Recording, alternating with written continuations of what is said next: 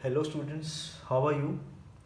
In the previous video we have discussed about the electrolysis, and in today we will discuss about the Faraday's law of electrolysis. Now before going through the Faraday's law, we will just recapitulate what the electrolysis is. So we will start with the electrolysis of copper sulfate. It can be understood with the help of the figure. This figure, yes, look closely. This is the electrolysis of copper sulfate. In this there is an electrolytic container in which we have put the electrolyte. Electrolyte is aqueous solution of copper sulfate, and we have dipped two copper electrodes in the aqueous copper sulfate solution and connected to the external source of battery. Now this electrode is connected to the positive terminal of the battery and it is an anode, and this electrode is connected to the negative terminal of the battery and it is a cathode. Now what happens when the electricity is passed through the electrolytic solution? Now when the electricity is passed, see what happens. Copper sulfate, it dissociates into copper ions and sulfate ions. Now copper ions, they move to the electrode connected to the negative terminal of the battery. This is battery and this is the negative terminal of the battery, and copper ions, they will move to the electrode which is connected to the negative terminal of the battery, where they take the electrons from this pure metal. Now electron is moving in the external circuit form in this direction from anode to cathode. Now here these electrons are taken up by copper ions and they deposit on it, become neutral and they deposit on it. So when they take electrons from it, becoming pure metal and getting deposit on the electrode. So in the cathode, copper starts depositing. Now the negative ions are sulfate ions.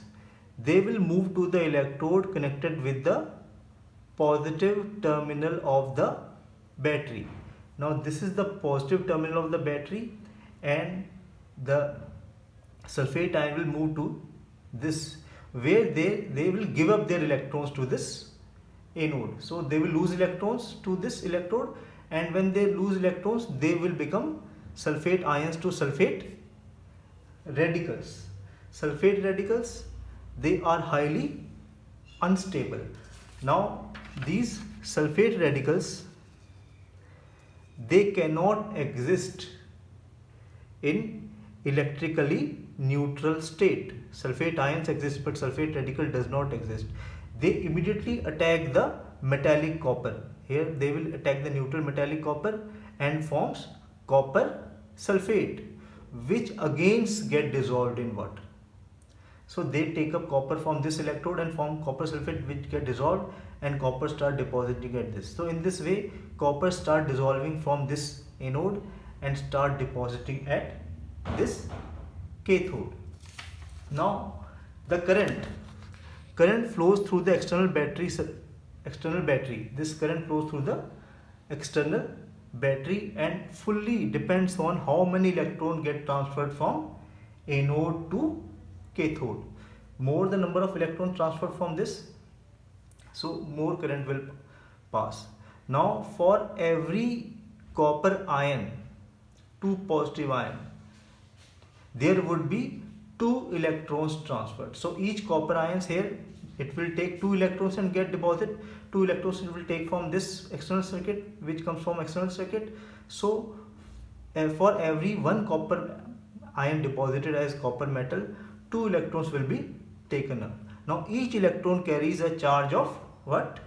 Minus 1.602 into 10 raised to power minus 19 coulombs. So each electron is carrying a charge of this much coulombs. Now see, for the time t, there would be n number of copper atoms deposited here. So copper 2 positive ions plus 2 electrons gives you copper metal. So for this reaction to occur, suppose there will be n number of copper deposit. For n number of copper deposited, there will be 2n number of electron required. So how many charge will be carried by these 2n number? 2n number will carry charge 2n into the charge carried by each electron, that is 1.602 into 10 raised to power minus 19 coulomb.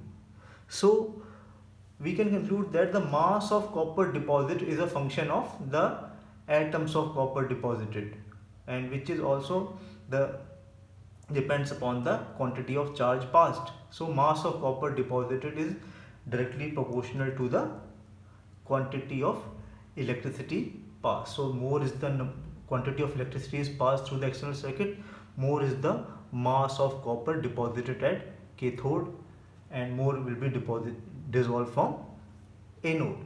Now we are in the position to define the first law of Faraday's first law. Now what it says, Faraday's first law? It says that the amount of any substance deposited or liberated at any electrode is directly proportional to the electricity passed through the electrolyte. So simply, I have already said in the previous slide that the more is the amount of electricity passed, more is the amount of substance deposited. So this is the first law. If W gram of the substance is deposited by passing the charge Q coulombs, then the amount of the substance or the mass of the substance is proportional to the quantity of electricity passed is proportional to the charge. W is proportional to Q, or W is equal to ZQ. Now what is Z? Z is the proportionality constant called as electrochemical equivalent. So if the current of I ampere is passed for time t seconds, then Q is equal to I into T.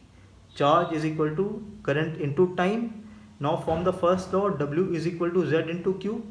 In place of Q, I have written I into T from this equation. Q is equal to IT. Now if charge is equal to 1 coulomb or 1 ampere current is passed for time 1 second, W is equal to Z into IT. I is equal to 1 and T is also equal to 1, then W is equal to Z. So this electrochemical equivalent may also be defined as the amount of substance or mass of substance deposited when a current of 1 ampere is passed through an electrolyte for 1 second, or the quantity of electricity equal to 1 coulomb is passed. This is about the Faraday's first law. Next we'll move to the Faraday's second law of electrolysis. But before moving to the Faraday's second law, I will give you some hints that every substance will have its own atomic weight. So for the same number of atoms, different substances will have different atomic masses. So if you pass the same quantity of electricity to different type of substances, so amount of substance deposited will be different, because different substances have different atomic masses. And one more thing to contribute is the valency. Now what about valency? Now how many atoms deposited on the electrodes also depends on the valency. Now if the valency of the substance is more, the same amount of electricity, the number of atoms deposited will be less. So same amount of electricity is passed. If the valency is more, the amount of substance deposited will be less. And whereas if the valency is less, then for the same quantity of electricity, more number of atoms will be deposited. You will understand it with the help of examples in the last section of the video. Now what we can conclude, that for the same quantity of charge, the mass of the substance deposited is directly proportional to the atomic weight and inversely proportional to the valency. So keeping these things in mind, we can now define the second law of electrolysis, Faraday's second law of electrolysis. Now I read carefully. When the same quantity of electricity is passed through different electrolytes connected in series, the weight of the substances deposited at each electrodes are directly proportional to their chemical equivalent or equivalent weight. Now what is chemical equivalent or equivalent weight? It is defined as the ratio of atomic weight to its valency. So atomic weight divided by valency is the equivalent weight. Now by knowing the quantity of electricity passed, we can calculate the number of moles of products formed. Let us understand it with the example of, we will take the example of, for example, let us take sodium ion plus electron forms sodium metal. Now for this 1 mole of sodium ion require 1 mole of electron to form 1 mole of sodium metal, and mass of 1 mole of sodium atom is equal to its atomic mass, that is 23 gram. And to deposit 23 gram of sodium, we require 1 mole of electron. Now charge carried by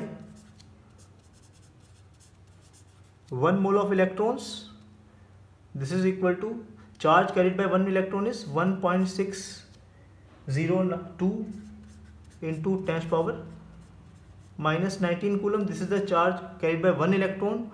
For 1 mole of electron, we will multiply it with Avogadro number 6.022 into 10 power 23, and when we multiply it, this figure comes out to be 96485 coulombs, or to round off we can write it as 96500 coulombs.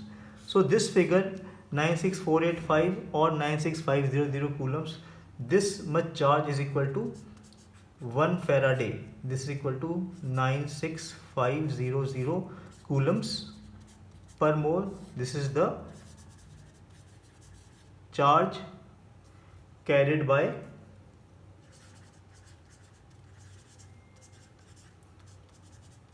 1 mole of electrons. Now again coming to this Faraday's second law, I am reading out again its definition. When same amount of electricity is passed through different electrolytes connected in series, the weight of the substance deposited at each electrodes are directly proportional to their chemical equivalent or equivalent weight. Now when different electrolytes are connected in series, now what is series? Now I will explain with the figure. Now there are 3 electrolytes, silver nitrate, copper sulfate and gold chloride AuCl3. Now these 3 are connected in series. This type of connection is series connection. So purpose of series connection is that when we pass the electricity, the same amount of electricity will be passing through all the electrolytes. Now when the electricity is passed, the same amount of electron will be growing from each electrolyte. Now see, when 1 Faraday of charge is passed through the cell, now 1 Faraday charge means 96500, this is 1 Faraday is the what? Charge carried by 1 mole of electrons. So 1 mole of electron is moving through the external circuit. So it is observed that the amount of copper, gold and silver deposited are also in the ratio of their molar masses. So when 1 Faraday means 1 mole of electron is passed. The silver deposited is equal to Ag positive plus electron gives you 1 mole of silver. The mass of 1 mole of silver is 107.87 grams. So when 1 Faraday of charge is passed, 107.87 gram of silver is deposited. Now for the copper, that is Cu2 positive plus 2 electrons gives you Cu solid. So for 1 mole of copper, 2 mole of electron is required, but we have passed only 1 mole of electrons. So for 1 mole of electron, for 2 moles of electrons, 63 gram of copper is deposited. For 1 mole of electrons, half mole of copper, that is 63 by 2. This is equal to 31.5 gram of copper will be deposited. Similarly for gold, AuCl3 gold chloride, gold is Au3 positive plus 3 electrons gives you Au. So for 1 mole of gold to be deposited, we require 3 moles of electrons or 3 Faraday of charge. But we have passed only 1 Faraday charge, that is 96500. So 3 moles of electron will deposit 197 grams of gold, and 1 mole of electron will deposit 1 by 3 into 197, that is 65.6 gram of gold. Now equivalent weight, I have already discussed. Equivalent weight is equal to atomic weight by valency. So copper atomic weight is 2, atomic weight is 63 and valency is 2. So its equivalent weight is 31.5. And for gold, atomic weight by valency is 197 by 3. This is equal to 65.6. So from the second law, that is when same quantity of electricity, I have passed 1 Faraday, is passed through different electrolytes connected in series, the weight of the substance deposited are proportional to their chemical equivalent weight. So weight of copper deposited or weight of Au deposited is equal to equivalent weight of copper and equivalent weight of gold. So this proves the second law of Faraday's second law of electrolysis. So hope you understand this video, and at the last I want you to Google about the life and work of Faraday, Michael Faraday. He has given this law in 1834. More you will search in the Google about the life of the Michael Faraday. He is very inspiring life history of Michael Faraday. So thanks for watching the video. Thank you very much.